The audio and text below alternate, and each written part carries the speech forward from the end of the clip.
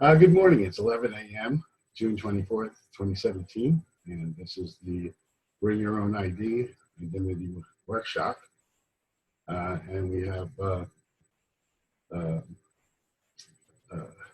don't we just go around and give a status update on identity. We can start with Kit. Who's on mute? Yeah, sorry, I figured you didn't want to hear my volume going up and down. Well, I don't have much to report. I've had a week of house fixing because I have house guests arriving on Wednesday. But I did follow some things like the status IM eco, which was kind of crazy. Totally overloaded the ETH network. I tried to participate, but my transaction got stuck in the middle of nowhere. Can you bring us up one sentence summary of the status.im, what that is? Yeah, status, it's a blockchain-based instant messenger in its simplest description, but we have an identity channel in status IM, which kind of functions as a relay from other channels as well. And I think at this point, only Jim and I are there, but we can share the link to the channel, and other people might find it useful.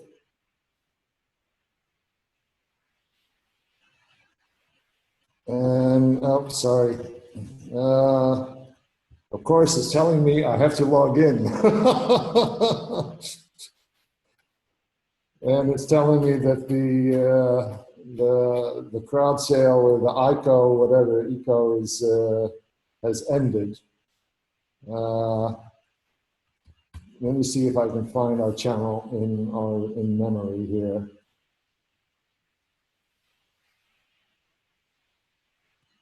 So, you know, the Ethereum network at one point, they said, I mean, it was the whole network like 24 hours behind in processing. It looked rather bad. Yeah, it was bad. I mean, it really ground to a halt. And, you know, all the Ethereum enemies were cackling with glee, of course.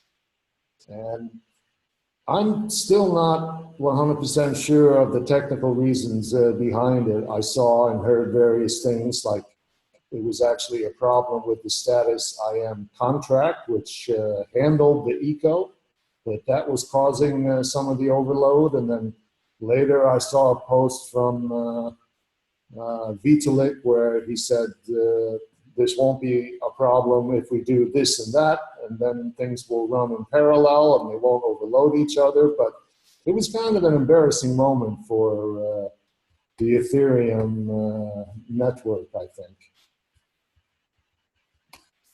But, well, it passed. It's, you know, early days in crypto, these things happen. And then we move on to the next one, which was today. And about 2 hours ago. And well, the same thing didn't happen. The network didn't grind to a halt, but it was sold out within 11 minutes. So the investment in these crypto initiatives is still on a really crazy level. And that was the 10x ICO. Earlier this afternoon. So that's more or less my report. It's kind of the only things I've done that are interesting to this group. I scanned the Uport white paper, and yeah, later I'll have some questions or comments. Okay. You know, that's pass the Interesting. baton. I always, I question the wisdom of doing chat over Ethereum, period. And it may not be a reasonable application without using some other mechanism like Lightning. What do they call it on Ethereum? Yeah, state channels or something. Yeah. Yeah, there's a lot of problems to be worked out. And from our perspective here, there will be, there will be. All right. Hey, Glenn, welcome. We were discussing the backlogs and problems with Ethereum. I guess they don't really affect us that much in terms of putting an identity on Ethereum. Just a question of whether they'll continue to be able to deal with these issues and correct for them in the future that could affect the utility of the Ethereum network and our UPort identities. Okay, great. So, Morning, everyone. Morning. So, Chloe, you have an update, or was it Dan? I forget. Matt. Matt, I'm sorry. Sure.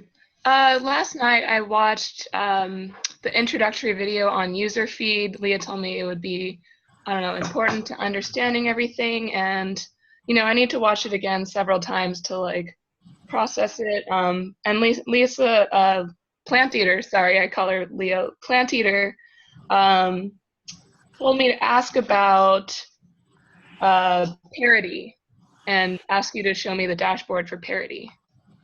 Okay, we'll get into that. That's something that we do. I think we do have some of it on some of our videos, but we probably should go in an up-to-date manner. And so we'll do that. Kendall, you have any status thing on identity to report, or how hot it is in Colorado or anything? Oh, it's hot during the day and cold during the night, as usual. But no, the only thing I would point out is that I've made quite a few comments in the BYOid trustee identity project document, and I would appreciate it if people would go in there and look at those and make comments, resolve whatever. So my goal here is that document along towards a with definite direction where we can determine what our real goals are in the short term, and I personally, I'd like to get something up and running as soon as possible that we can use in Divi as a login to whatever, initially to our dashboard and a forum environment. So, the simplest ID that, is in line with the goals of BYOid would be, just fine with me.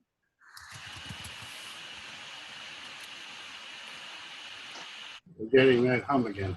But okay, there seems to be a lot of leaning in the direction towards getting our Parity wallet version out as an early deliverable. I'll give a brief update while I'm speaking in terms of I've been, looking at really exciting stuff with Solid, which is a big contender, and I have some interest in making that a Cloudtron plugin, which would support WebID with TLS and OpenID. It's another alternative to using a glue server, which we're sort of leaning away from because it's very hard to manage. And looking at, last week we looked at Adrian Gruper's implementation of a self-sovereign identity, which supports UMA without the complexity of the glue server. So having a unified direction is a little bit hard. I'm hoping I can get working groups started in all three domains, but we'll key on the priority of the Parity wallet for now. Glenn, you have an update?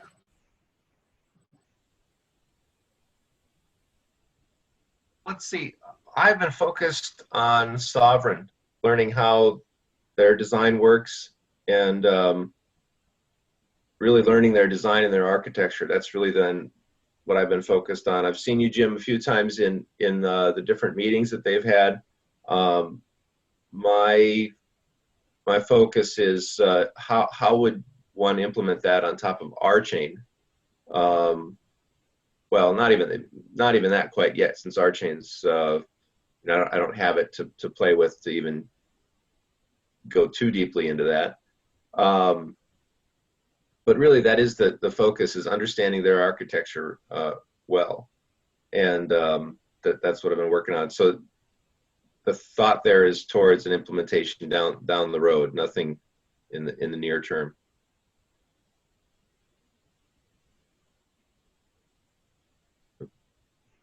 Hi, Glenn. Kendall here. I just wanted to say hello and introduce myself. Hi there. I don't have anything else to report. There's been various meetings with people who watched, like the Civic crowd sale, but otherwise just general interests. No, nothing beyond nothing concrete. The Civic stuff is interesting. I'm not quite sure how that relates yet to what we're doing, but at least it's what. Yeah. And I'm sorry, I'm not familiar with the different. I'm just looking up here in Slack if you had references to the different the names of the projects you just mentioned. I'm just looking to research those. What was it you said, Jim? I'm sorry. What one did you say you were looking at closely?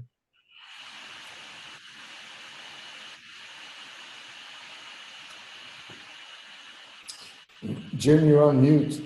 Yeah, Jim, you're muted. Yeah, the Solid project from MIT,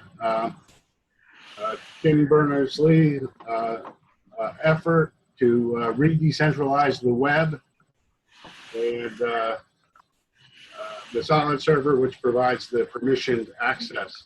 This should all be in the log. It should be in the BYOid document. Okay.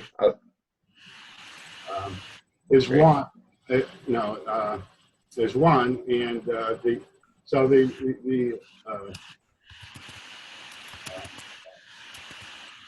I'm trying to keep going there is the work study to make it easy to install as a Cloudtron instance that anybody can install it. And the way it works is it serves as a back end to browser-based applications, which are really awesome. So you can basically have static pages for your applications in JavaScript that you utilize the Solid server as the back end, and really make the whole web your database, because it's all web standard. So you have your own private store and permission store using access control lists. Web access control. It's fully integrated with the rest of the web. Because everything's URL or URL, whatever. The other thing is Adrian Cooper's. I don't know. I keep forgetting how to say it.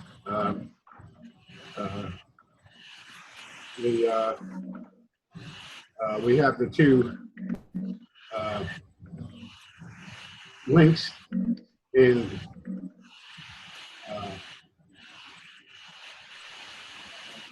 I'll bring those up briefly just for your benefit.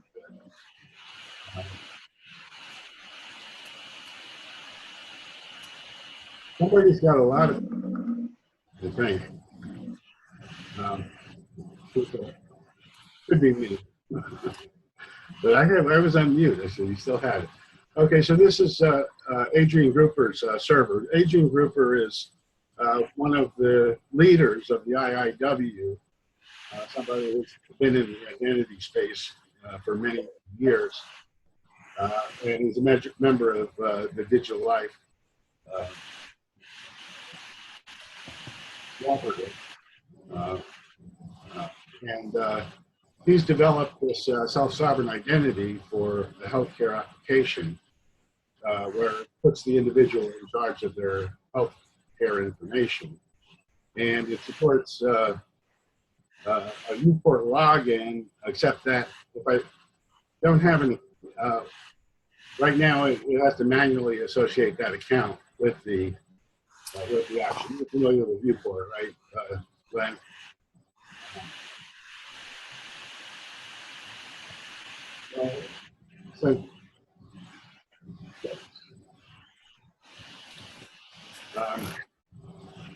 So I go into, I'm going into this with my Google account, I guess.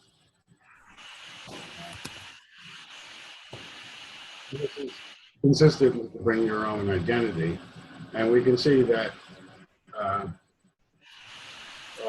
the person's demographics, their conditions, their medications, their supplements, all their healthcare information is organized.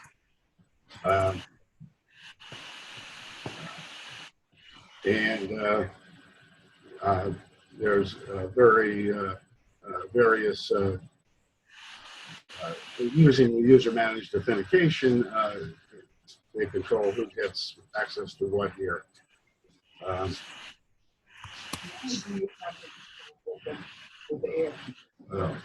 Silly me. Okay, so what I was showing, what we did last week was we went to GitHub, we checked this out, we built it, and we tried to run it, and we had an issue with the dependency, I think. I didn't take the notes here, unfortunately.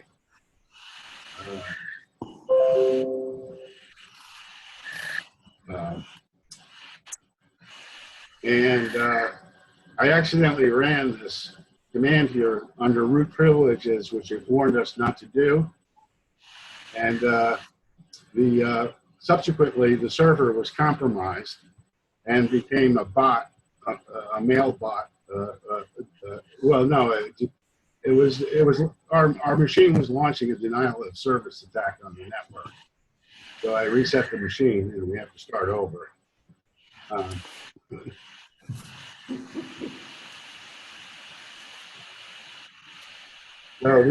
those are the two systems that.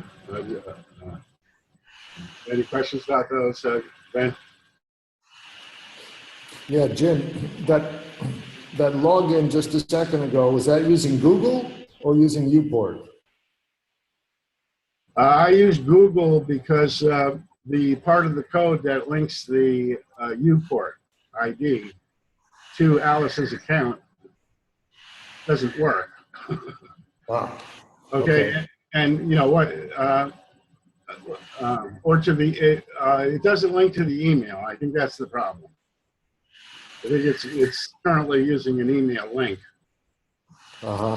And, you know, it sort of has a thing a screen in the middle where you log in and then you assume Alice's identity. But you have to, you know, you can't log in with UPort right now. Okay. What they demonstrated is that the login to UPort is successful,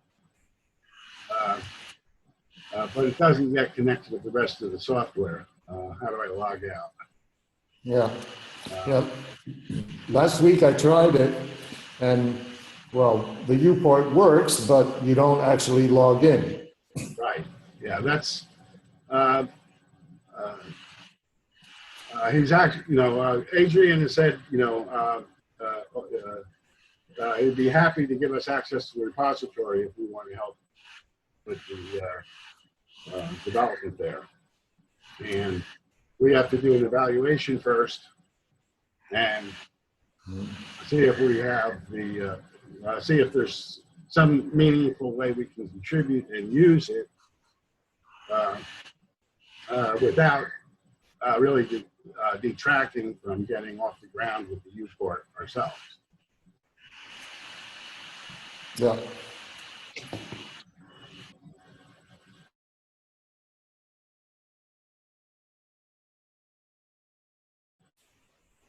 Okay, so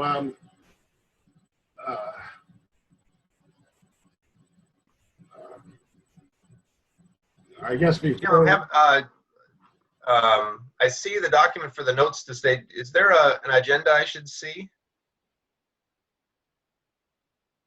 I don't see any agenda. Okay. Okay. For today, but feel free to add them.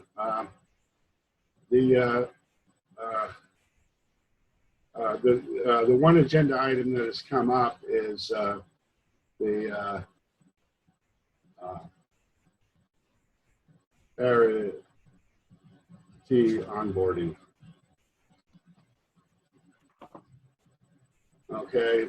Are there any other agenda items we want to do before we get into that?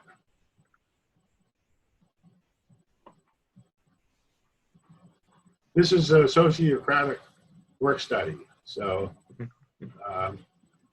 it's an open format, and the agenda comes from the participants. From us, yeah.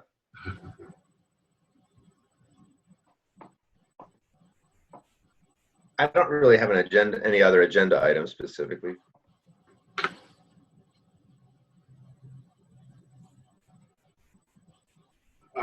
So okay, so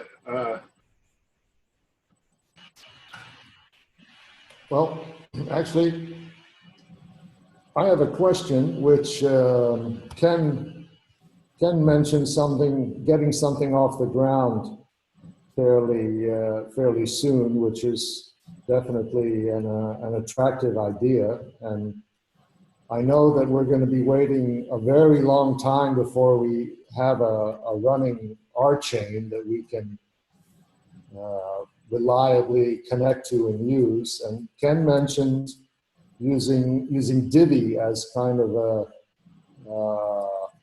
login point for us to use in this project.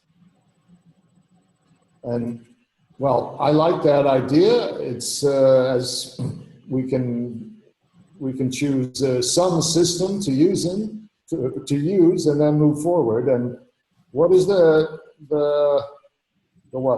technology behind Divi, just in terms of the login component as such?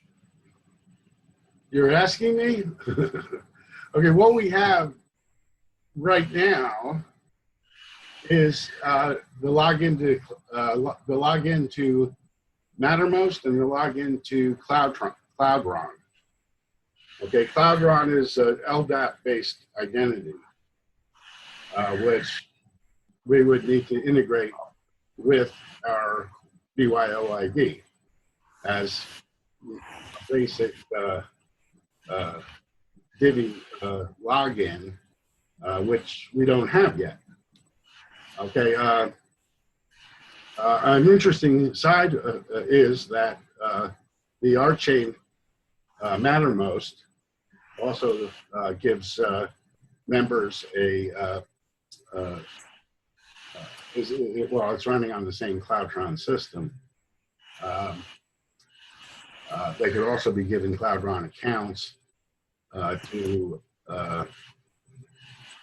use for now as an integration of our identities, that sort of a shortcut that is sort of cheating, but would give us something to something that we could start with to evolve off of. In terms of having a separate realm for RChain. Okay, if we were running Glue, we would have a separate realm for RChain and a separate realm for Divi. But we can, we can break that off later. I'm not sure if I answered your question there. Well, I mean, I think that, tell me if I'm wrong, Kit, but let me, yeah, let me expand on your question there. I mean, and if Leah were here, she would, I think, concur with this. With Divi and, having the dashboard application, we want to integrate the identity project basically with a simple login to access the dashboard and a developer environment. Okay, so in other words, we put the project, essentially behind this login, and that's how we access it. And at the same time, we build the suite of applications and so forth that we're going to be using in the development of the identity solution, basically. Okay, so in other words, rather than having sort of pieces here and pieces there and so forth, we pull it all together in one place, and we use our own rudimentary identity solution to access all that. That's kind of what we've been talking about. And Divi, is it running on Cloudrun also? No, I mean it's running on DigitalOcean. Yeah, that's okay. We have a Cloudrun running on DigitalOcean. Okay, Yeah. And, Cloudrun is where we create accounts for Divi members present, according to at least my version of the onboarding process at this point.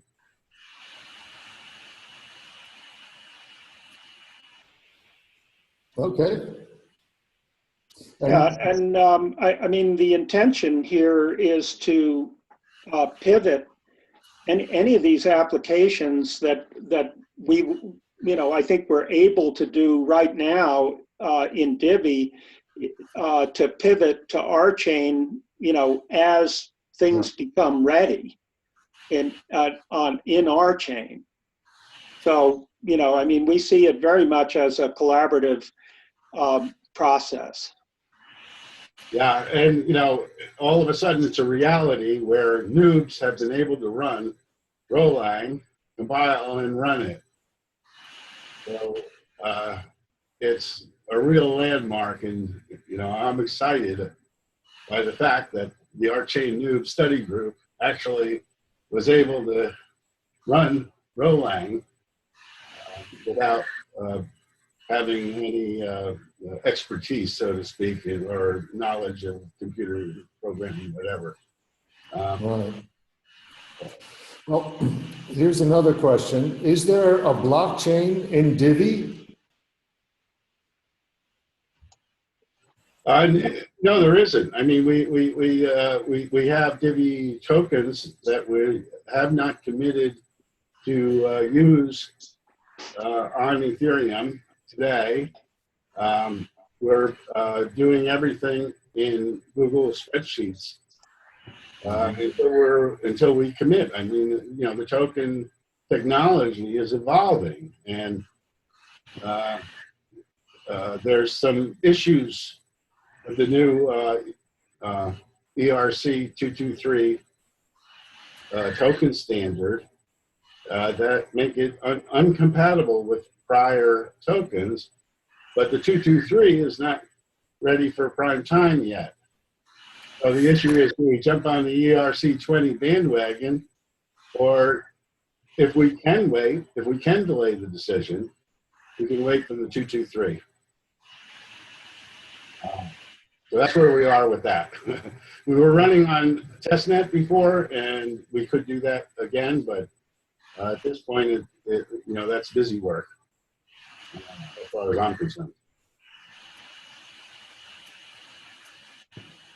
Okay, tough call as usual with developing software.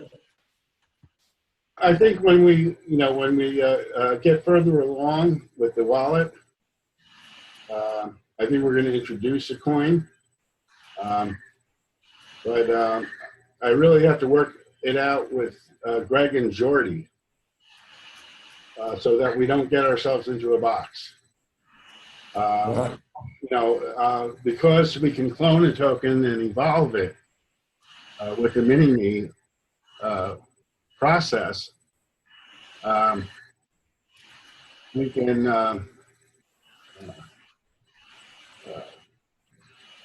I believe we will be able to launch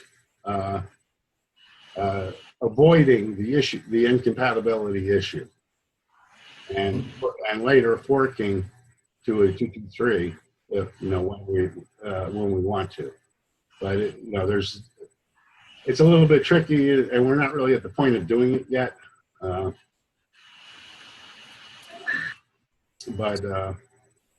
We, you know, so we have plenty to do before we have to, before we're forced to make a decision. Oh yeah.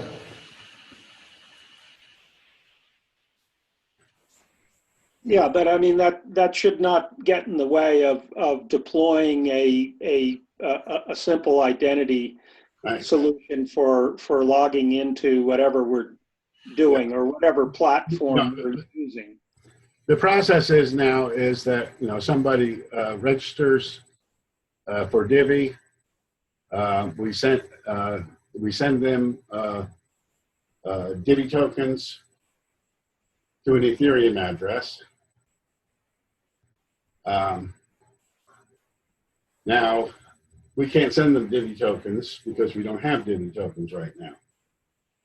What we can send them is we can send them some RHOCs. We have sponsored amps, which are sort of convertible to RHOCs. So we do have the opportunity to send out RHOCs, and this could be a good opportunity for us to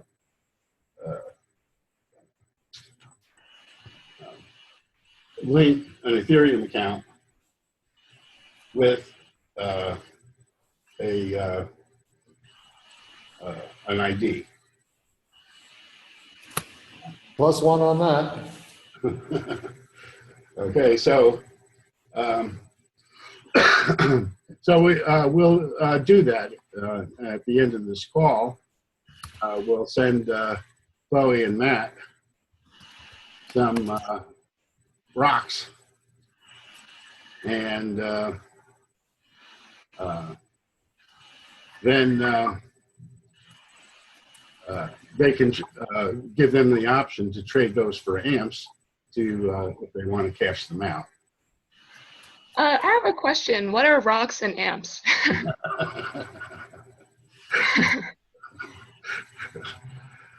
RHOCs are the currency of RChain. Uh-huh. Okay, and they currently don't have any value because there's no market for them. They're brand new. Yeah. Now, you know, I trade them on the Ether Delta exchange, and I've actually made money doing so because, you know, I said I sort of sell some at a very high price in case somebody, you know, at a fairly high price in case somebody wants to buy them. And I buy them at, you know, the rate where people want to sell them to, so that people, you know, some people can cash in their rocks if they want to. Okay, I'm trying to make a market in rocks.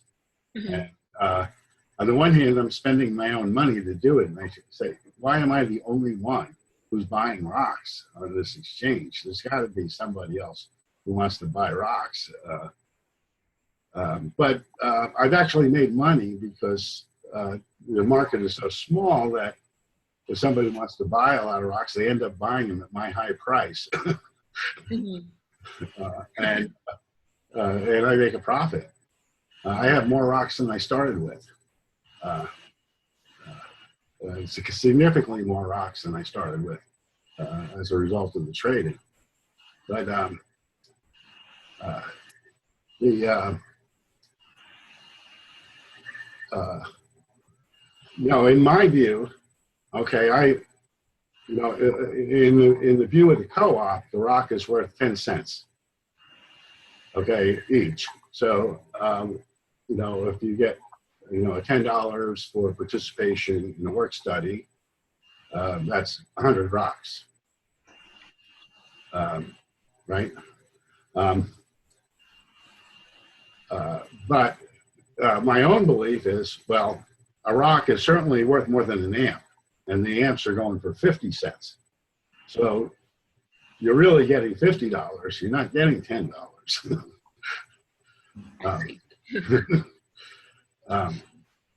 But that's a rock. The amps are the scenario currency. Scenario and RChain were once one project, and they only had amps. Okay, and people bought amps because they supported RChain. Then Greg got fired, and the project split, and Greg accepted amps for rocks. So these rocks are created out of amps. And they also created some other rocks that they used for investments purposes. And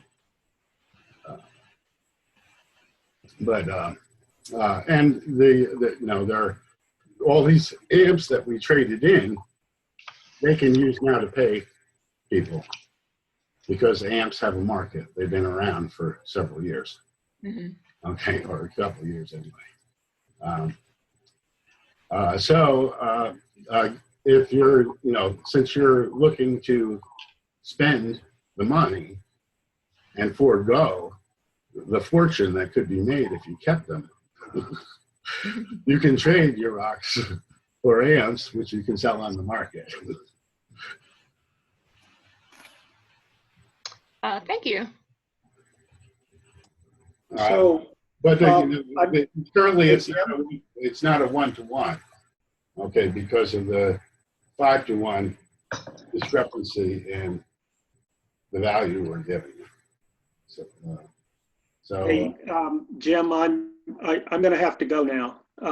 But anyhow, Glenn, good to meet you, and good to see Matt and Chloe. Kit, are we going to try to get together this coming week? Yes, actually, I sent you an email a while ago, Monday, Tuesday, Wednesday, pick a time, anytime. Oh, really? Huh. Okay, I missed that. I missed the email. Well, it was like an hour ago. Oh, an hour ago. Oh, okay. All right. Very good. All right. Well, I'll circle back. Okay. All right. Good to see everyone. Okay. Ciao. Thank you. Bye.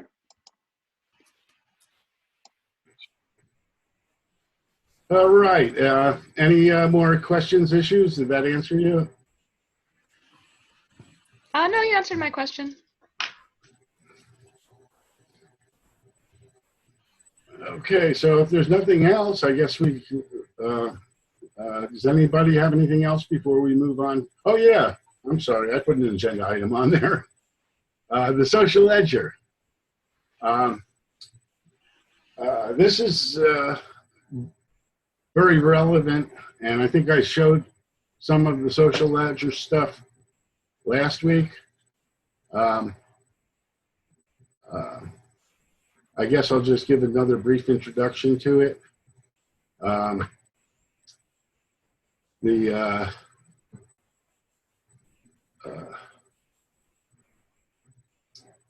Basically, we have in the Digital Life Collective. You see, I've got some mentions here I'm going to deal with. But in the processes, practices, discipline, the Social Ledger Lab is where we're creating and experimenting with a method of sort of creating a social ledger of who's doing what in the collective, and a point system associated with that. If I do a dig life, or dig for short, team, and we're changing the terminology here because there's confusion with the teams. There's we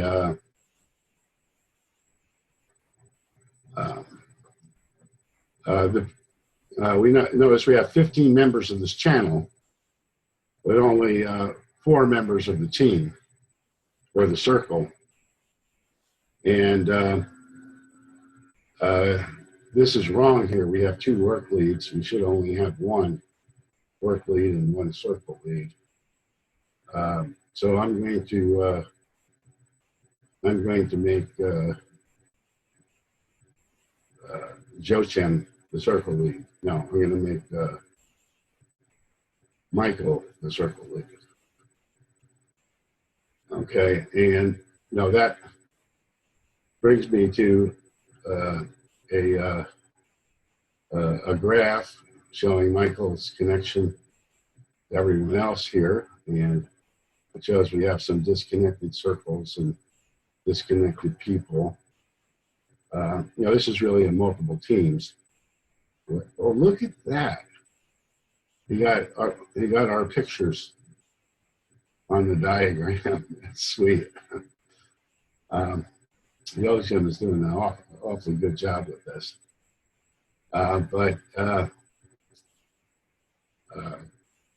That will get very complex as we develop more and more teams and more circles. Every one of our disciplines has a collection of channels, and each channel is potentially a circle of people working together.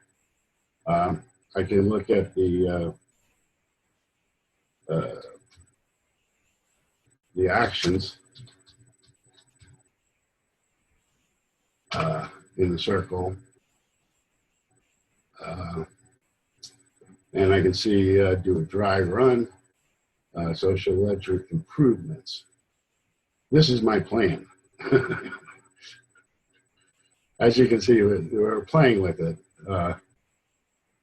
not actually using it yet, but let's say do a dry run. I've certainly put some effort into that. It can either be no effort, or medium effort, or a little bit of sweat, or a really hard thing, or something only I could do. I'm going to say I put a little bit of sweat into this, making a number of videos and demonstrating it, etc. So I can claim some work on it, and that's up to the team how they value these things. But it's oh no, it didn't show me. This shows 60 tokens from Joe Chen. It doesn't show any from me.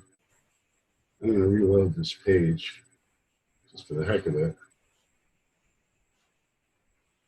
And it looks like there's a problem. It's a work in progress. Yo Chim's working on it as we speak. Normally it would show a line here with me and the number of tokens I applied. The size of the circle indicates the amount of work that's done in it. And this, shows us all the activities in the social ledger lab. The small ones probably have no, this is like watering. That's an activity in the garden. I'm not sure why that's here. It shouldn't be outside there. It should be in there. But that's another story. And the social ledger lab, sits within the practices discipline of the collective, and the that's the whole thing there. I don't need to show you too much of this, but I can look at the the actions. Whoops.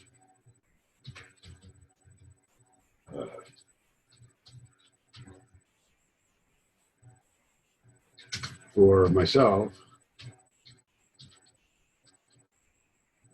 and then across all the teams, I should see what I'm doing. It looks like it didn't work. You may have reset the database. I don't know, but it doesn't show the action I just registered. I guess it's got a bug. But previously, I had actions in the vegetable garden circle, the vegetable garden lab, where we went through the process of creating a team pretending to create a vegetable garden. And I can show you more in the vegetable garden lab if you're interested. I don't want to go into it that much, but this shows that I did watering, and I did and I contributed to the actions document that were. This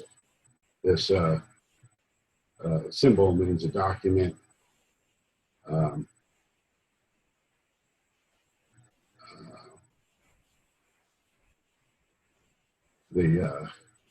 don't know why I can't see everything.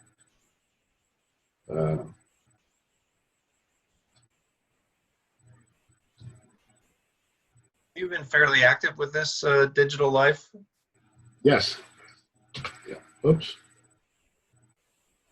Okay, that's just the. Oh, okay. This is just all of the key documents that we use in the and URLs for our task management and all that.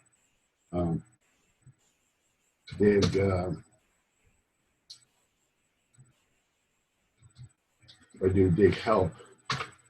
It shows me all the functions.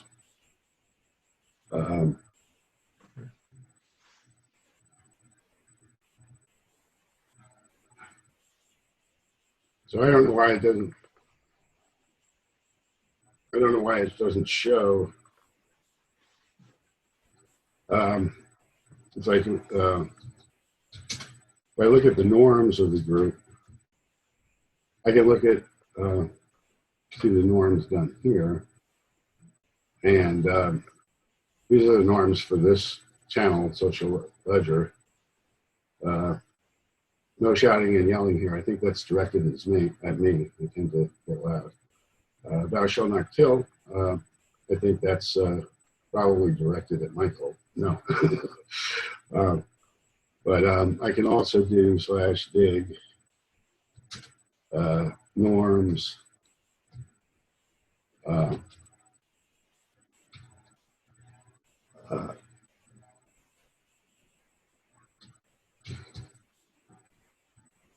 Norms at Jim Scarver.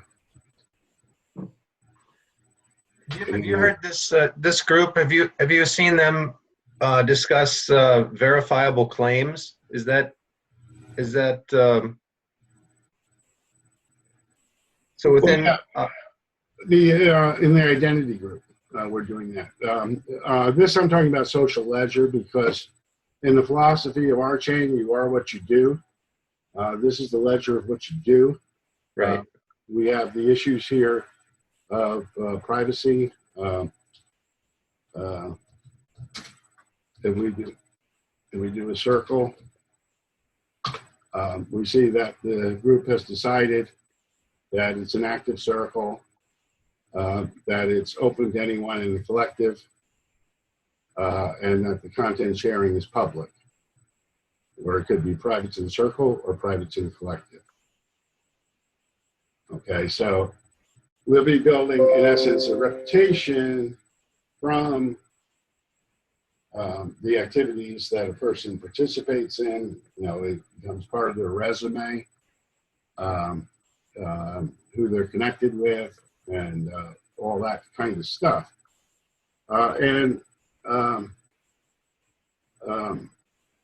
Now we're adding, you know, we're adding another whole dimension to this. Most of this has been organized around the principles of sociocracy, of consent, and now we're building into it the ideas from self-managed organizations, where the decisions are pushed completely to the edges, and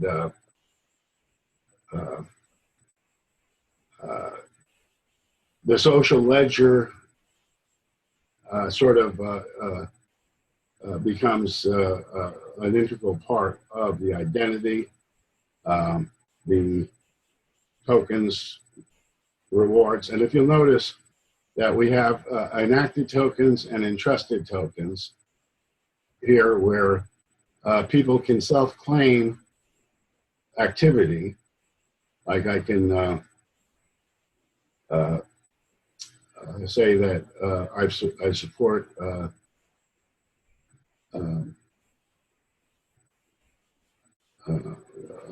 I've done some activity. Where's the activities here?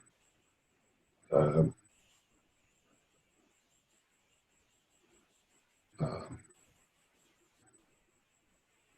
we'll go into the vegetable garden. Let's say I did a whole lot more watering. So I'm gonna put effort into watering. Okay, and I can see, what was my point? I think you're getting at the reputation that you build as you participate. Right. Oh, yeah, I was saying that, you know, this effort is 140 tokens here. But you see, these are no value tokens. These are tokens valued by, as you know, that by whatever criteria the circle sets up. And then these can be distributed in a manner that as the circle is awarded tokens from the other circles, and the budgeting and stuff has to be worked out, then there's the Dig Life tokens that get entrusted to the circle and get divvied up among the participants in a proportional manner. I see. So you start out by making a claim of what you feel the value is, and then there's a normalization process later to see how the collective values those those contributions. Well, you know, it's the group effort. Okay, Right. the group divvies up the tokens the way they want according to what they agree on. I mean, there's nothing to stop me here from saying I did a lot of work that I didn't do, except that other members may object. Yeah. Do they get to, in terms of the reputation, what power does anyone have to affect your reputation? Well, I mean, most of this is norms now. We have a skeleton of of capabilities that people can use how they want to. So it's really the norms of the group that that determine this of the circle, and we'll be developing more general norms that everybody consents to, more or less, as well as that it can be anything within a circle. There's autonomy, autonomy at every level with these tools. So, when the circle agrees that, okay, the distribution of effort is reasonable, and the community grants them some number of effort for the value that they produced, at that point, it gets that amount that the community awarded them gets distributed proportionally according to what they claimed. Yeah. Are they doing this are they using this system for their own, it's just an experiment right now. Uh-huh. Okay, we're developing it, and it's very exciting. It's one of the reasons I'm pushing us to use Mattermost, and we do have a RChain Mattermost on CoCloud at this point, and a good number of people have joined. So I'm hoping we get to a stable point in BYOid where we can actually put those integrations of the slash RChain command. Okay, so Mattermost, there's they've written integrations with I'm sorry, the Digital Life folks have written integrations with Mattermost. Correct. That's what I'm. Is that what we were just looking at, or is that different? That's exactly what we're looking at. Okay.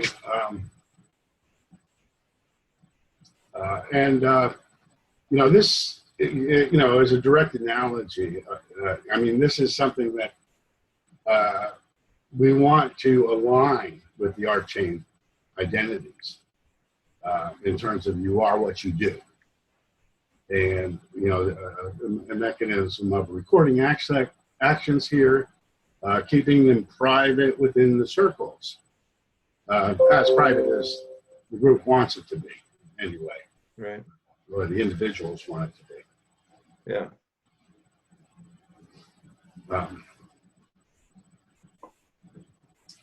Okay. That's my update there.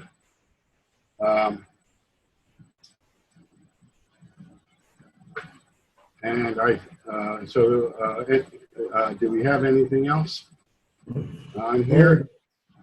The only other thing we have is bounties. We can do that after the Parity onboarding. I assume, Glenn, that you're being compensated by RChain. So, are you still interested in receiving bounties from Divi on work study information? I might be someday, but I'm okay for now. Okay. Participate in the document. I mean, you're attending the things. Add your name to the attendees, and you become eligible, or somebody else adds you.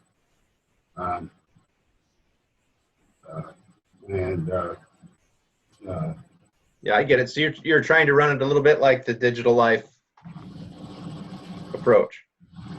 Well, it's really the Divi approach. I see. Divi University. Okay, we have some sponsored amps that we're distributing and we have our own Divi which we're distributing as part of this. We have two projects. I'm unfamiliar with. Yeah, it's the Divi DAO, right? Yeah, DiviDAO.org. Kendall and Kit are managers in Divi, as well as community leaders in RChain. Kit's more active in RChain primarily. and Kendall's more in Divi primarily. Right now, I'm more in Dig Life. But it's all one thing, you know, and everybody needs identity. And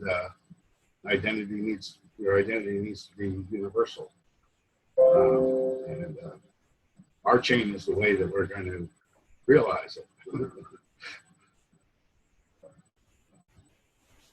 All right.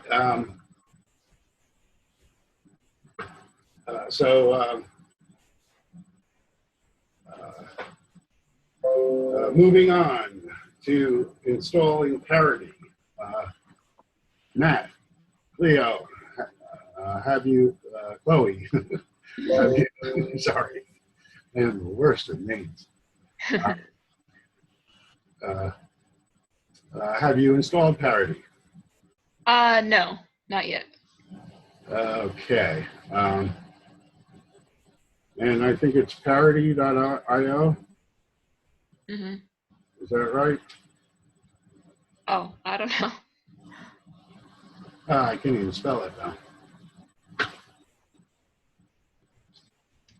Parity.io.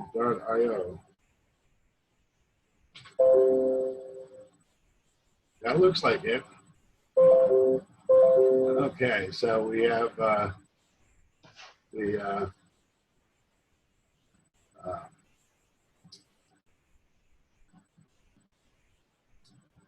essentially what you want to do is get Parity, Mm-hmm. which is about a couple of pages down. I'll put the link in here in case anybody's lost.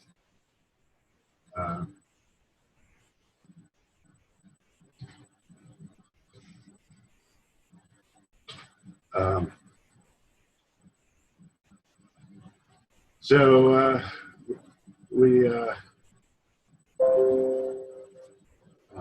you're running Windows, right?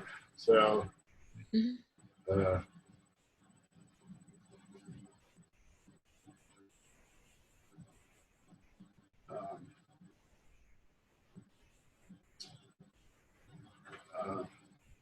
Your best bet is probably to install the Windows version. Mm-hmm.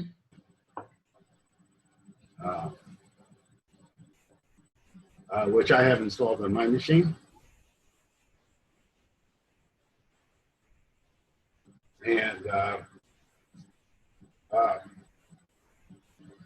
Parity is sort of what we're going to be using as a dashboard for identity.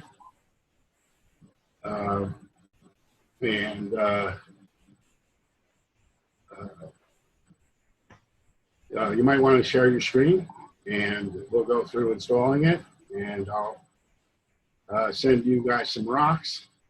Mm-hmm. I guess you only have one computer there? Yeah. One webcam.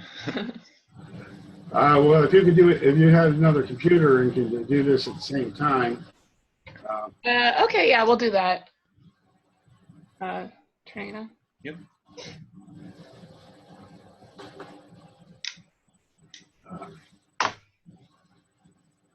We can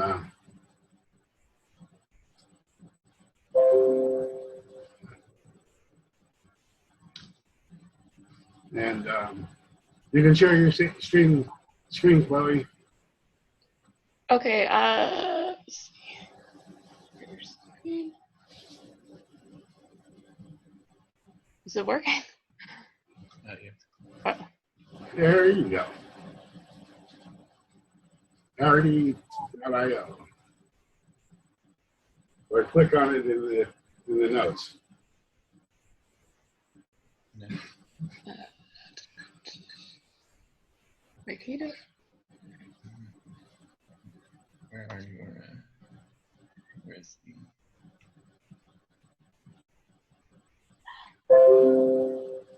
I don't. I've got to install this. What's the issue But here? directly, it's PA. RITY.io. PAR. Yep, there you go. You got it.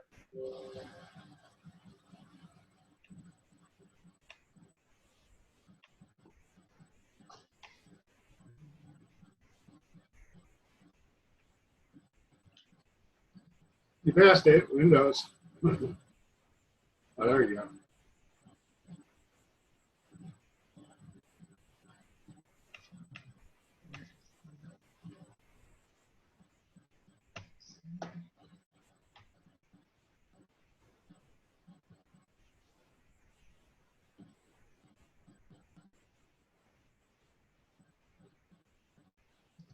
So what we'll be doing is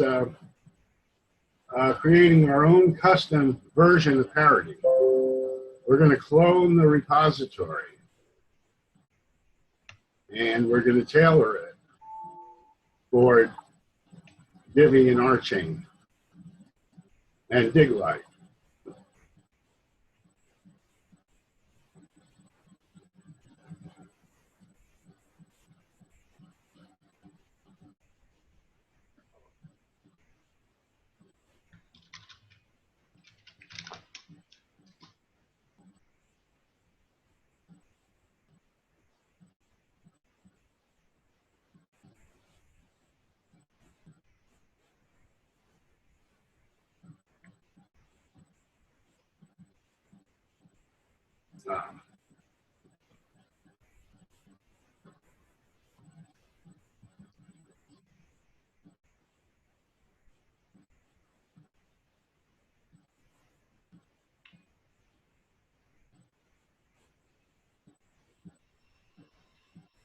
So we have to make an account first. That's it. You're. Oh.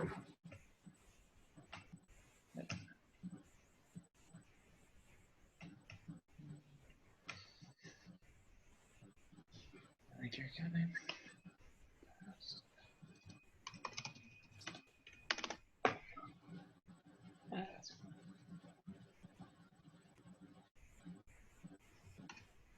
Did you use? Well, never mind. That's your password hint. Oh. I don't think it will show, but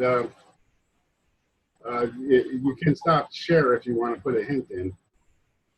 Yeah. Yeah, you should stop sharing your screen. Oh. There you go. Okay.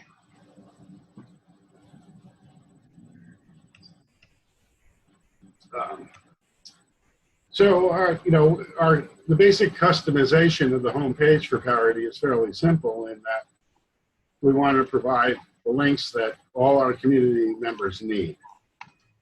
Okay, sort of like the Dig Life command with no arguments tells you, you know, how to get to the Trello task board, how to get to the meeting notes for the weekly meetings, et cetera, et cetera.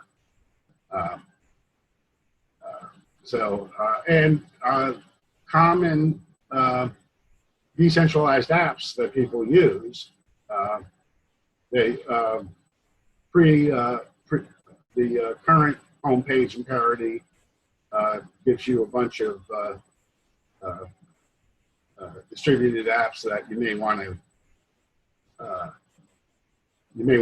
access, and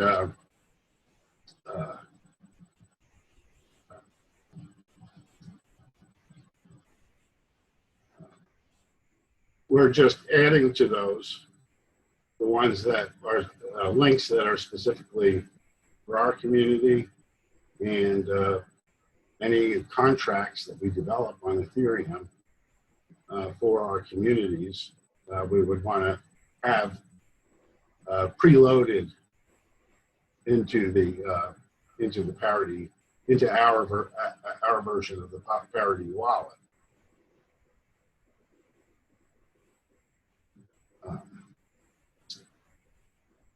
How you doing, Chloe? You want to share again? Are you done with the password? You're on mute. I unmuted you. Go ahead. You're unmuted. We can hear you. Turn off the video. Share screen. Wait, where is the program? Here. I don't know why it's telling us to join meeting. Sign in? I don't know. Share screen. In the middle of the bottom of the screen is share screen. Where is your Slack? Are you on the Zoom window? We're trying to. No, where is your?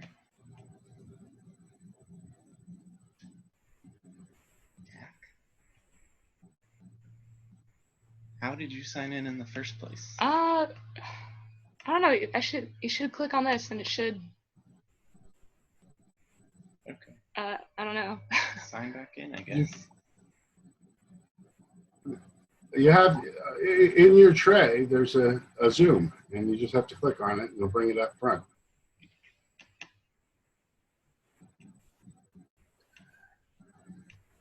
There it is. Oh, okay. Yeah.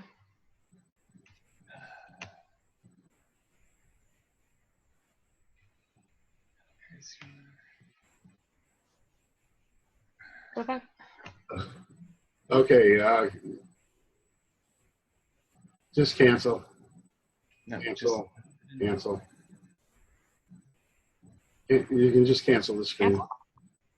Okay. Hit the X for Zoom Cloud Meeting, and then where is your browser? Your Parity screen.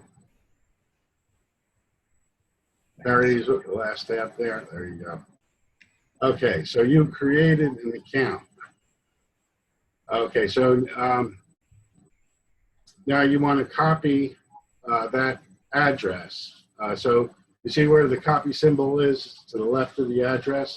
Just click on that copy symbol, and that copies it to your clipboard. Now you want to send that. Oh wait, you're at recovery here. You're not completely done. Let's see where you are. Recovery. Okay, well that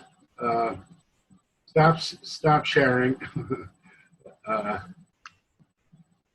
That was a screw up there. You're going to need to create another account because the video showed your 12-word recovery password, which would allow anybody to steal all your money. Oh, So you want to, I guess, delete that account and create another one. uh-huh.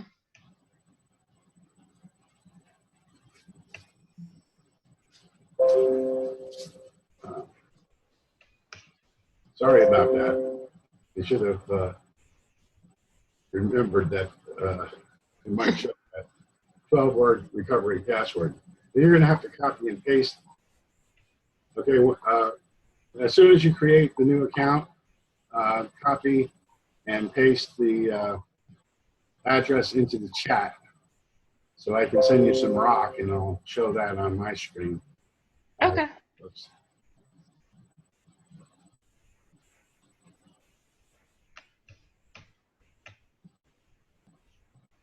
Oh, I may not have enough rocks in my account that it should go from. So I do need to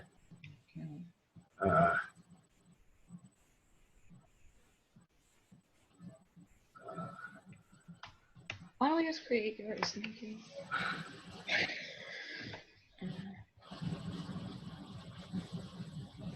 BYOid. Where are you logged into this conversation? Here. BYOid primary. I don't know.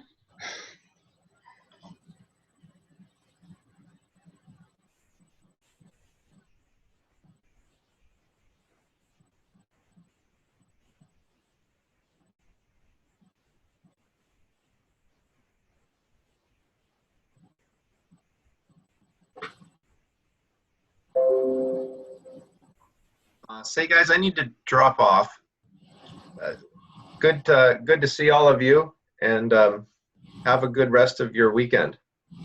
Okay, Glenn, take care. Okay, guys, take care. Okay, I'm going to show now transferring RHOCs to the BYOid account while we're doing this, so that I have some RHOCs to send to you. If we look at my accounts here, you see I have 3 accounts. Set up my primary account, a BYOid project account, and then an RChain RHOC registry account. Now, what this account was for was I used this token registry to register RHOCs with Parity, so that Parity would know about RHOCs. And in essence, I registered it for everybody because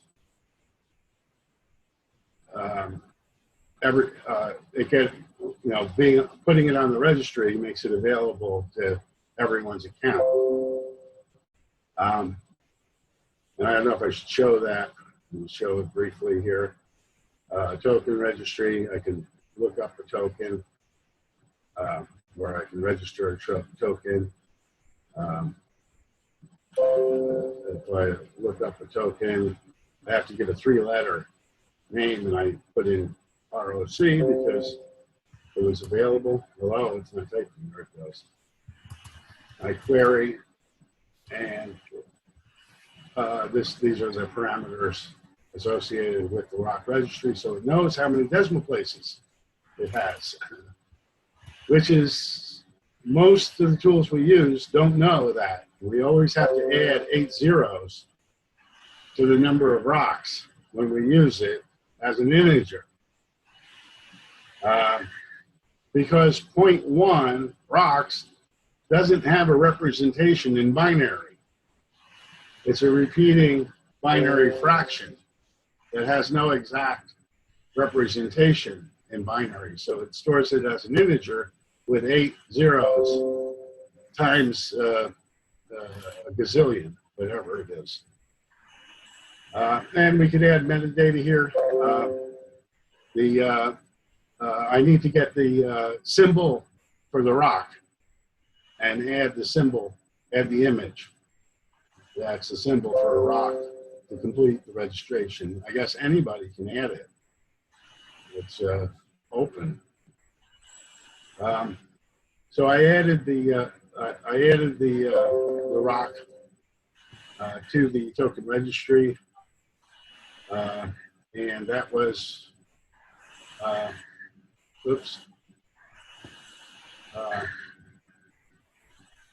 using this app from the home page of Parity.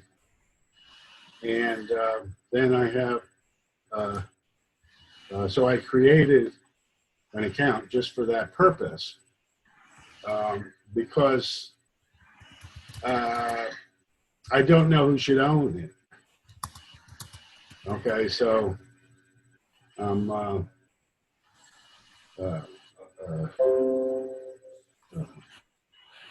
this account was only for the purpose of creating of registering the RHOC, and at this point don't intend to use it for anything else.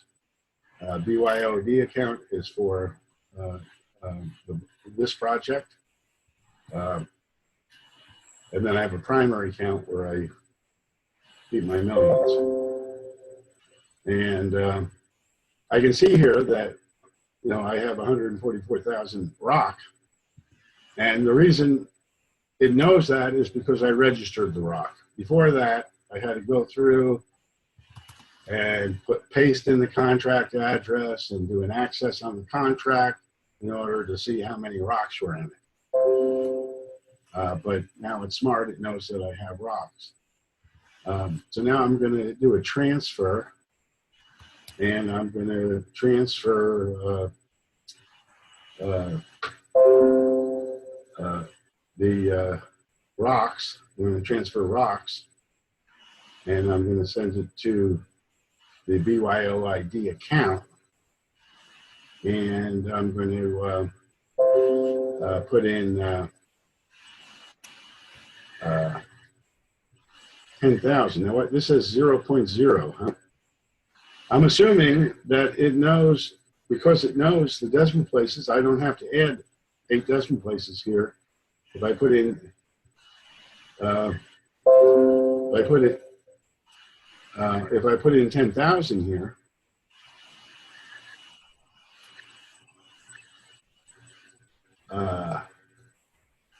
if I put in 10,000 here,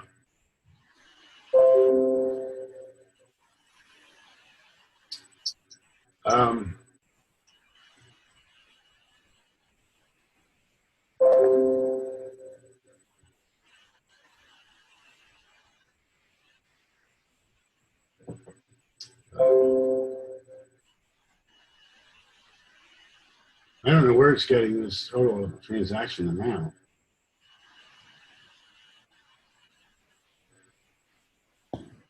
Interesting. Okay, 10,000 I'm going to say. And I'm going to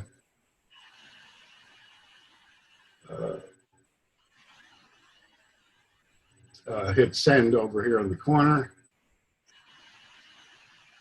And my signer comes up and it says, do I want to send this? And now I have to put in my password. And notice that everything's kept on my machine. It doesn't go anywhere else. I haven't disclosed any private keys or anything. I'm going to start over now. I don't remember where I was.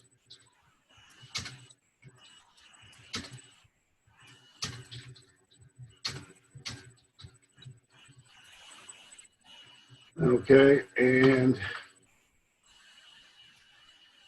that transaction is in progress.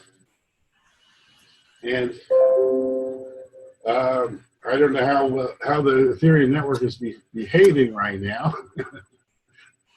but ordinarily we would get some confirmations within a minute or so, and that would be transaction would be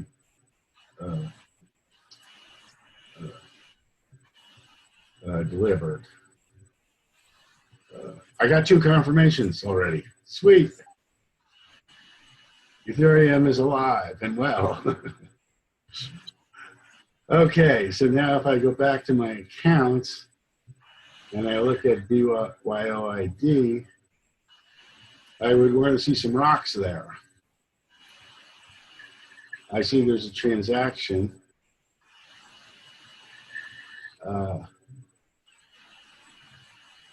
Okay, and this transaction 4 days ago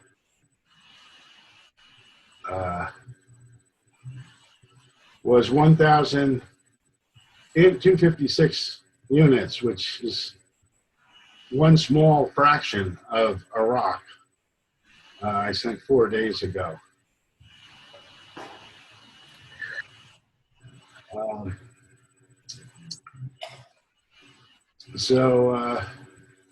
I'm going to look at the signer here,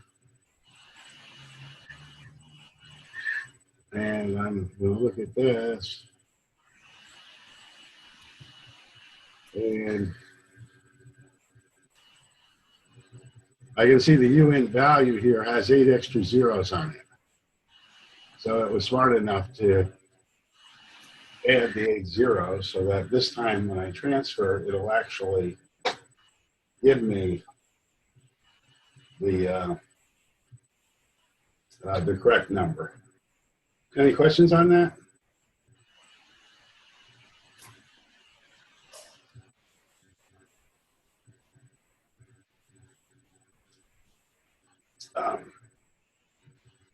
So the issue becomes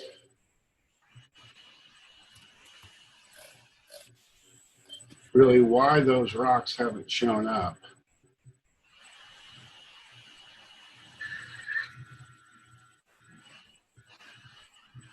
Looks like the transactions are pretty expensive. 0.003 E. If I look click on the transaction ID here, it'll take me to etherscan.io, which is a browser for the Ethereum blockchain. I can see that I transferred 10,000 token to this account here, which is the BYOid account.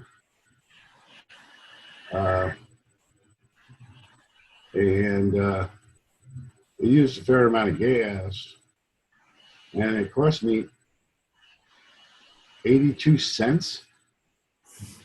Holy mackerel, that's expensive, isn't it? Seems like the prices have gone up tremendously. I guess that's because the ETH has gone up so much in price. Ethereum is becoming more expensive. That's not a good foreboding. We may want to run our own Ethereum network and collect the fees ourselves.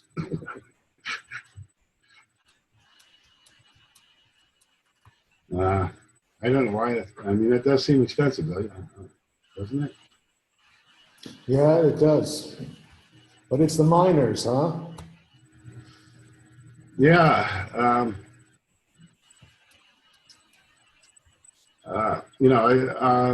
mean, it used to be that it was pennies to do a transaction. Now it's dimes. That's a lot just to transfer rocks. Well, yesterday I moved some Bitcoin. It cost me $7. Really? Yeah. I guess that's what's happening due to the price of the coin. It must be. Well, it's due to congestion. Yeah. Interesting. Interesting. So if I click on this account, okay, I should see a transaction 4 minutes ago. It should have received the rock. Now this won't show the rock here. We could search for it. If we go to the contract,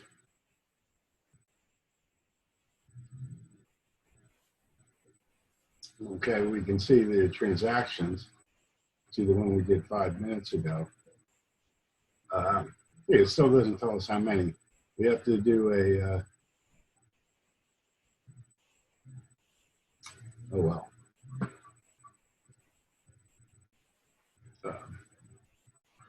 Let's go back to our accounts. Go back to BYOD. Now we see our 10,000 rocks. They're there. Okay, did you paste your address into the chat?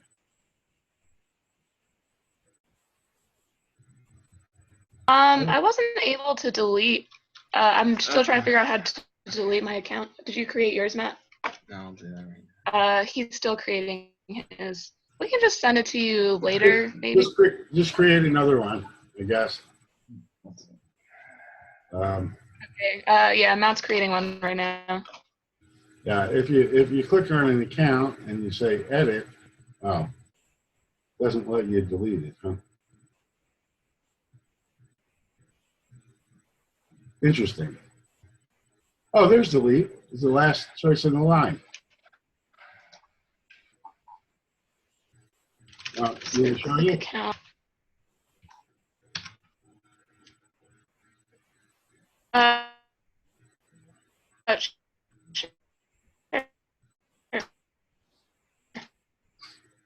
Yeah, when you have a problem, speak up. Don't wait. Otherwise, we'll be here forever.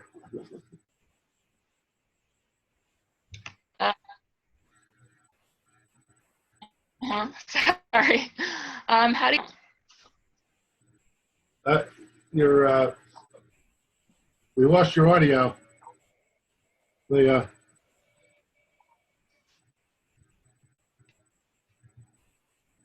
I lost audio.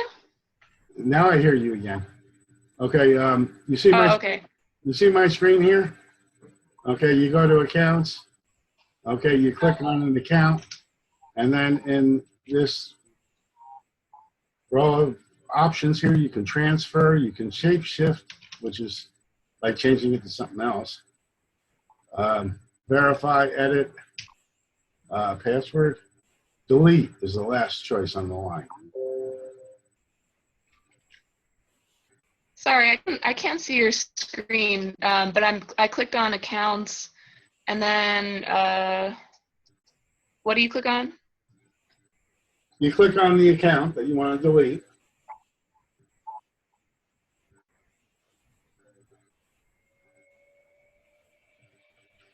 You have just one screen.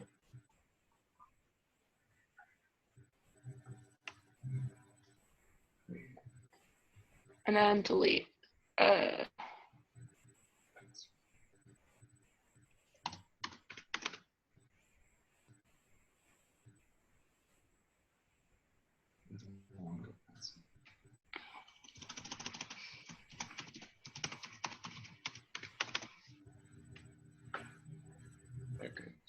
Okay.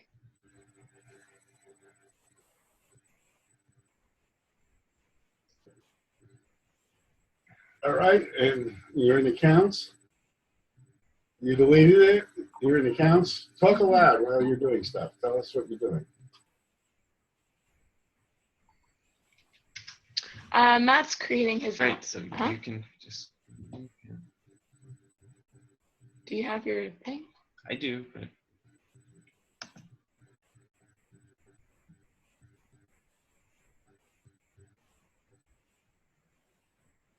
Try again.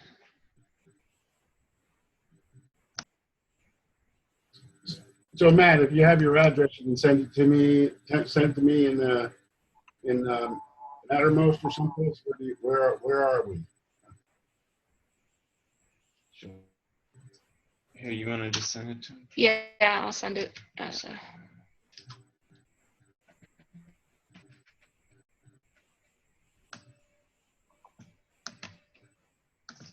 Oh, wait.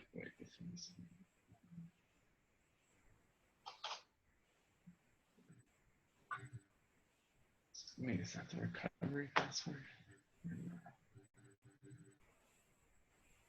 Which one is? So which ID are we sending? The ID of the Just account you created. Is that just the name, or is it The name is the just long string of? the long string. The Ethereum address is 0x. Okay. Long stuff. Okay, just want to make sure I don't send something Yeah, wrong. the name is just for your own reference. It's not I see. on the blockchain anywhere. Okay, so we just sent that. Okay. So make sure. Yeah. So I copy that. And I'll share my screen.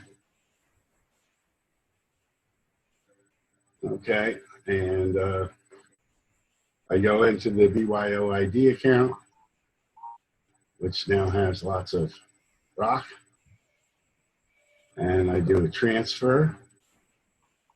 And the recipient address is not an account I have in my contacts. So I paste in the address. And then I put the amount in. 100 RHOC. And then what is this red?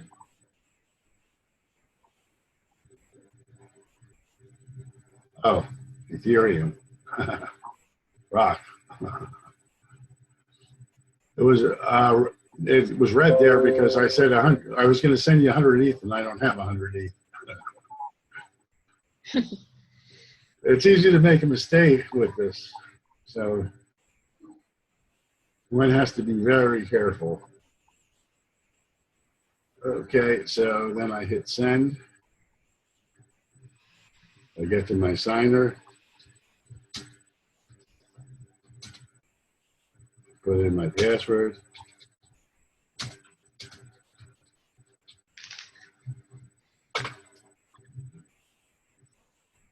Okay, and we're posted to the network. Okay, that was Matt's address? Yes. Okay, and I want your address. I'm going to do it on Matt's computer. I'll just scoot over here. Wait a second. Don't do it on, you can't do this on someone else's computer. Okay, it's all okay. local to your computer. Why would you do it on Matt's computer anyway? I don't understand. New account button is not sending her an option to make a new account. So when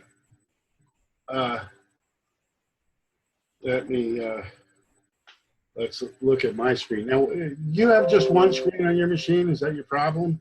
You don't know how to change between different screens?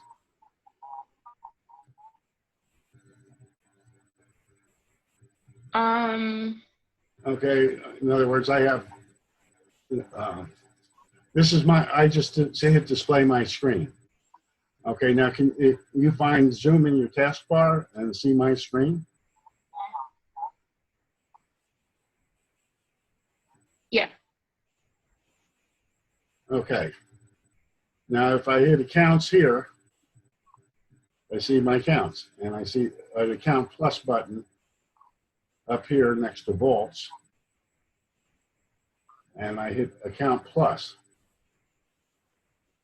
Okay, and it says creation type, new account. I can hit next.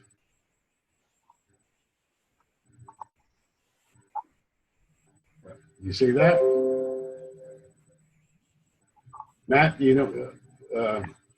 see, can you tell us what the issue is here? Oh, here you go. That's what you wanted, right? Yeah. Sure. Okay, yeah. So go down, agree to the terms. Yep, give yourself a name. Create your password.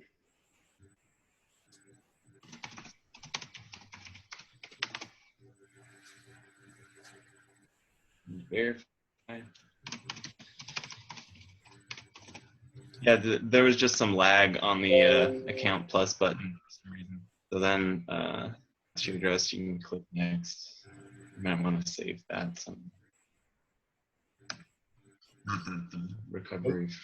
Send me the address. Did you? Yeah, I'll send it right now. Wait, this is it, right? That's it. Okay. You just hit the copy symbol next to it and paste it in the chat. Okay, Okay. do that. There you go.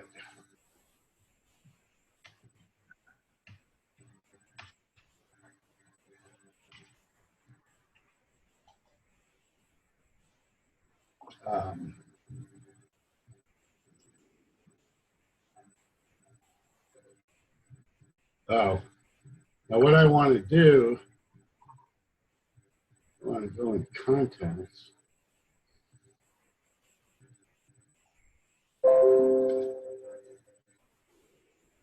Address book. Save address.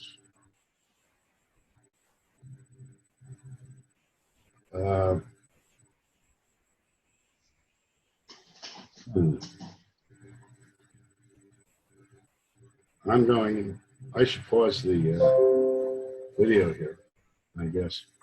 I'm going into, I go into the BYOid account. Okay, I see this transfer.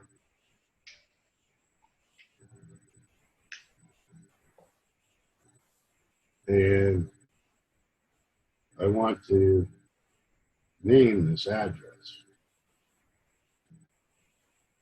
So I guess I have to copy it.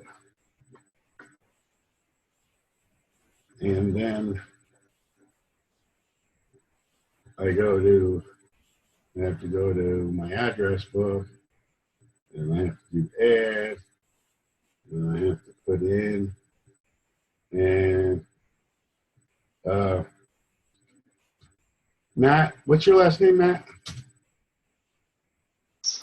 Schaulis. Oh, Schaulis, yeah. Chalalase. SCHAULIS.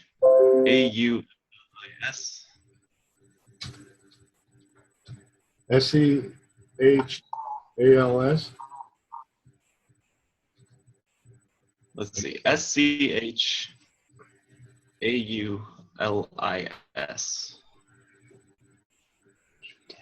Yeah, go ahead and type it. Yeah, I don't know if you want to publicly your name. Yeah, I don't care. But now on my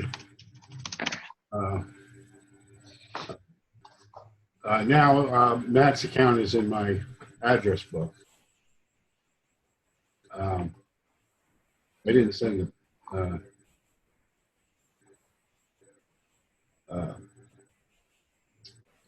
And I can now I'm doing a transfer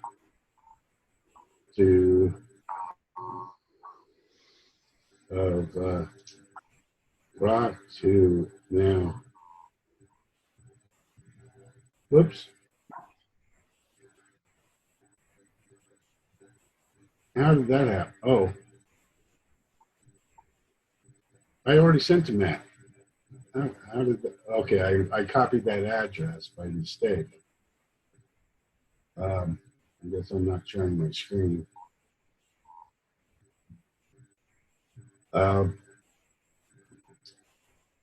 Oops. I gotta copy it.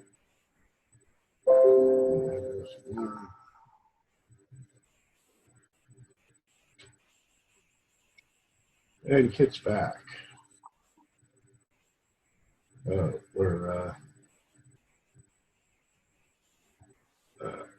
We put in recipient address here, and we put in 100 RHOCs, and we do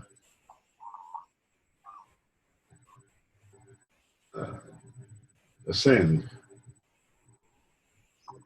Okay, and we're transferring RHOC. It added all the zeros for us. And I have to take the password.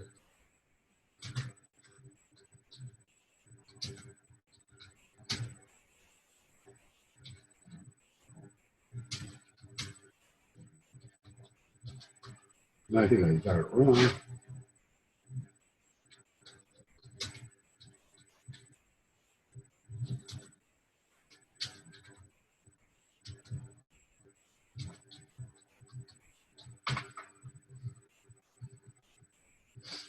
Okay, and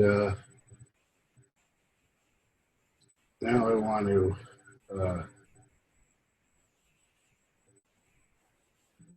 take the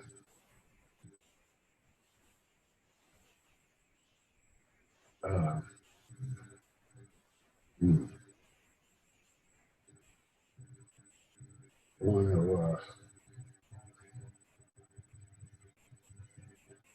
where is it again?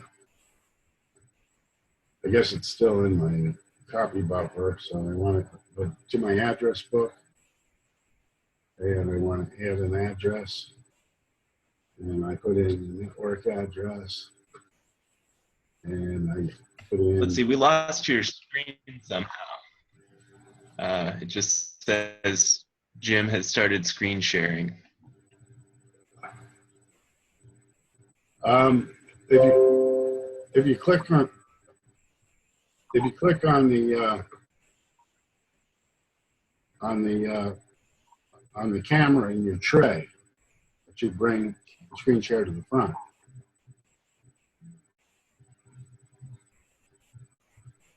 Click on the zoom. Oh, I think he means this. Oh no, I mean in the Zoom window, we're just getting a blank screen. Yeah. Oh, that may be my problem. Now, yeah, we can see your face, but we couldn't see your screen. How about now? It just says Jim has started screen sharing. That's bizarre.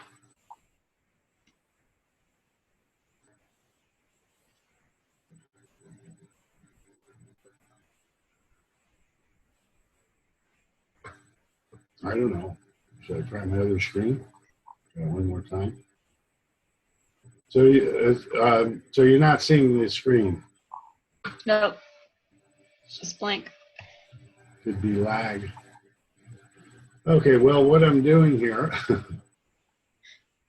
is I went into the address book and I pasted in Chloe's address.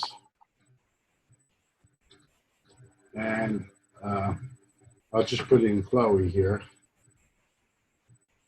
as the name of the account and hit save address. Okay, now I have Chloe and Matt in my address book. Okay, and you each have received 100 RHOCs from the Divi Dashboard project. I mean, not the Divi Dashboard project. From the BYOid project. So you can copy that address and put it in your address book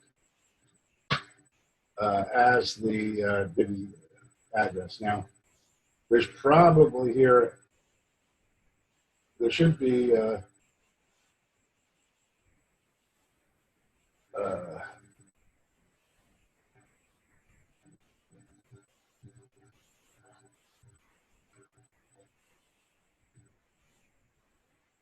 I'm looking for a link to something where we can register our identity, and there isn't one.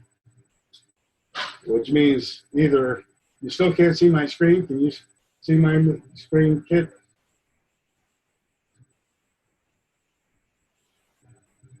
Kit? I'll unmute you, I think. He doesn't unmute.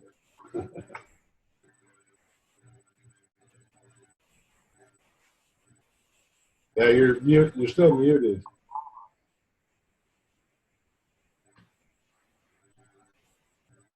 Yeah, I don't know why he's muted. His microphone's not working. Mm. So you, that's unfortunate. Unfortunately, you're seeing a blank screen. Oh, Kit's unmuted. Can you talk to Kit? Can you see my screen? Yeah, I seem to be having connection problems. You think it's my internet connection here? Well, it could be on my side too. It keeps telling me my internet connection is unstable.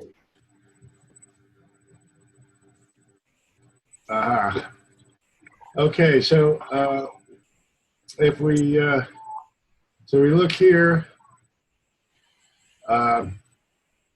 we can see that we have a contract development environment here, Remix. That's one of our standard items. We have a milestone tracker, Netify.com, which is very interesting. I think that's part of the Giveth project. Yeah, this is, it remembers that I went there. Okay, because it's recently used. And OASTEC is the trading platform. that does the atomic trading between tokens and Ethereum. In addition here, on applications,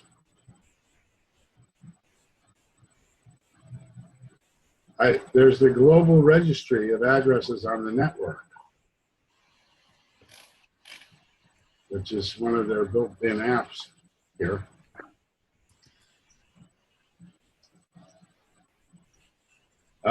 The other thing I need to send you guys is a little bit of ETH. Because in order for you to do any transactions on the network, you need some ETH. Mm-hmm.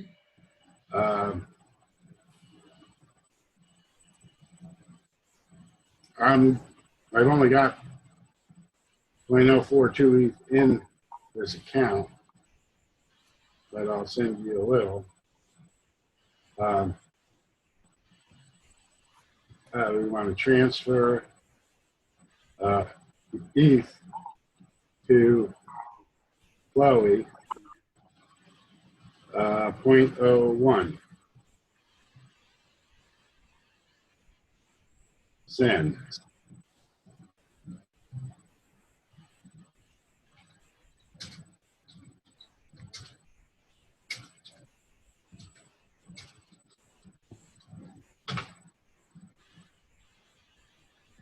Okay, and we want to transfer ETH to Matt 0.01.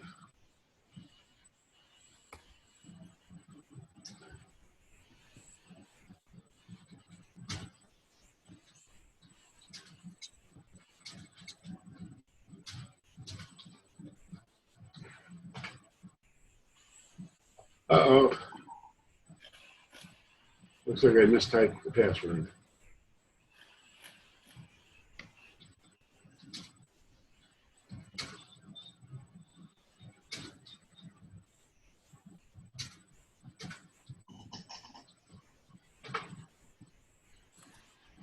And that's going on.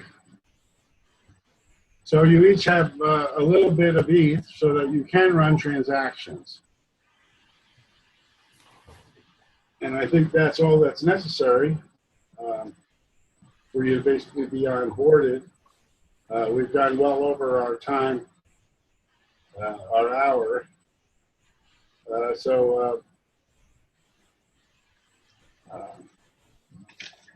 just open up for questions, reactions. Mm-hmm. Oh. You have any questions? Well, what else do you need to sign up for?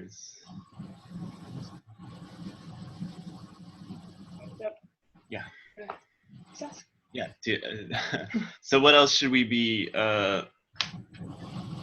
signing up for right now? There's the social ledger on Mattermost. Well, the Dig Life Cooperative Collective is a member organization. So unless you join the collective, you're not going to have access to that Mattermost. Okay, what I was, one thing I did suggest was that you join the RChain co-op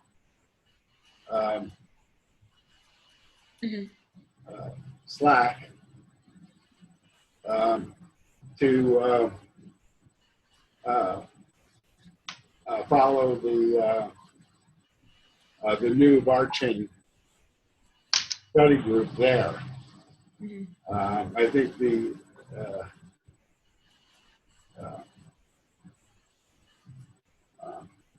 for people who can successfully install and run the Rosette in the study group, we are offering a bounty.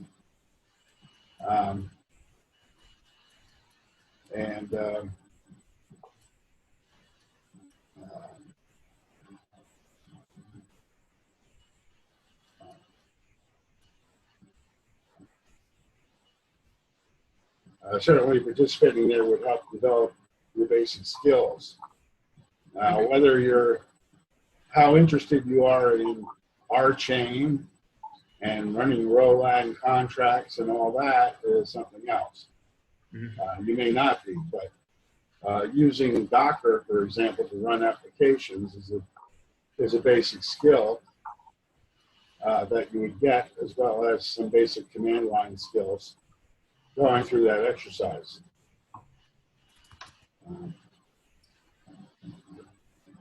Do you guys have GitHub accounts? I'm sorry? Chloe and Matt, do you have GitHub accounts? No. Yeah, that's definitely a prerequisite. I thought we did that last week. Wait, what is it called? GitHub. GitHub. Well, I know I didn't make an account. Yeah, I might, I think.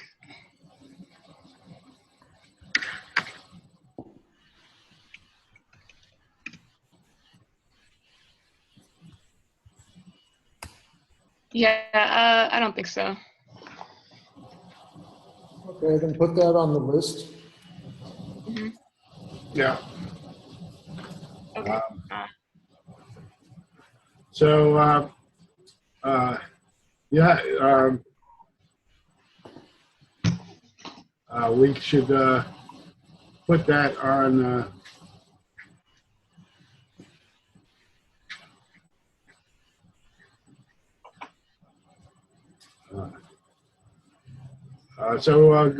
Yeah, get your GitHub account, and also go to the RChain.coop.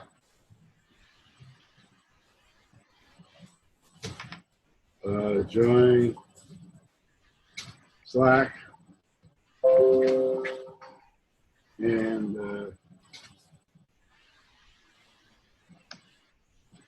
new channel.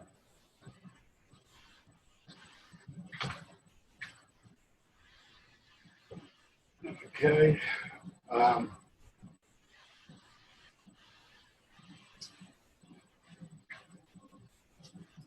Let's see.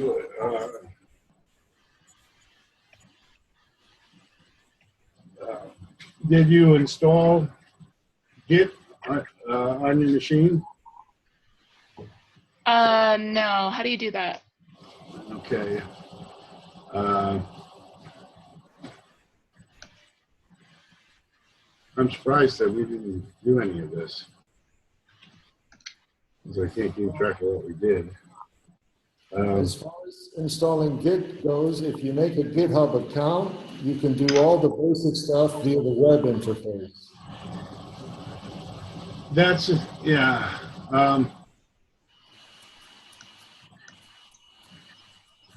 It's,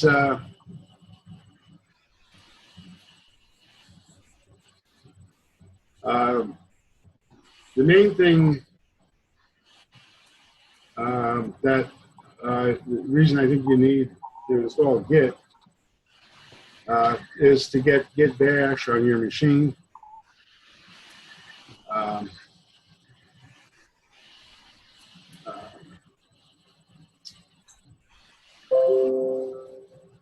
Currently, we use that to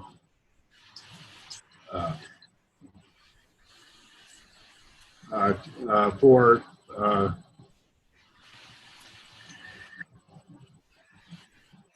working with stuff on our machine, on our local machine, working with source code on our local machine. What's it called? Git Bash? Git Bash, yeah, it's Bash for Windows. It uses MinTTY, whatever that is.